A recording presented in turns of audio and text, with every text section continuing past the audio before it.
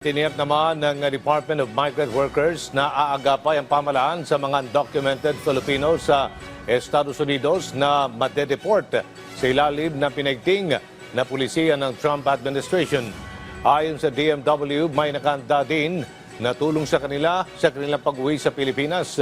Si Alan Francisco sa sentro ng balita. Nakikipag-ugnayan ang ating mga kinauukulan dito sa immigration policy ng Trump administration.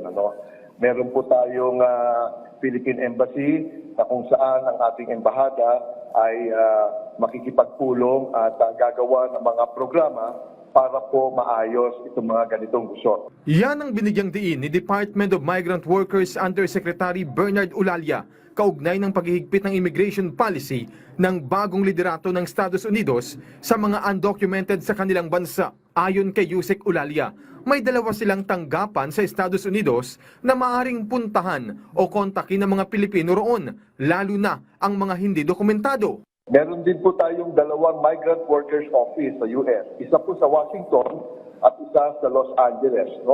Ang DMW po ay may nakaabang ng programa. At sakaling maipadeport naman pabalik ng Pilipinas, ang mga undocumented Pinoy, may naghihintay na reintegration program ang pamahalaan para sa kanila. Dito ay binibigyan ng kabuhayan ng mga umuuwing Pinoy o mga training o pag-asanay. Sakaling kailanganin din ng mga ito ng legal assistance, handa rin ng DMW dyan ayon kay Yusek Olalia. Sa kanilang huling datos, higit sa 20 Pilipino na ang napadeport buhat ng manungkulan si US President Donald Trump. Dagdag ni Olalia, ang immigration policy ay nagdedepende sa host country at sa panig ng Amerika, nasa kanilang sariling desisyon ang nasabing panuntunan. Gayunman, bukas po ang komunikasyon ng dalawang bansa. Meron po tayong linya na kung saan pwede po tayong makipag-ugnayan, makikipag-clarify po tayo kung ano po talaga yung dapat gawin at ano yung mainam para po yung mga ganyang sitwasyon ay maiwasan. Sa hanay naman po ng aming ahensya, ang Department of Migrant Workers, ay ginagawa natin ang lahat para lahat po ng aalis ay talagang regular at dokumentado po sila at hindi po sila mapapariwara. may panawagan ulit ang opisyal sa mga Pilipino sa Amerika.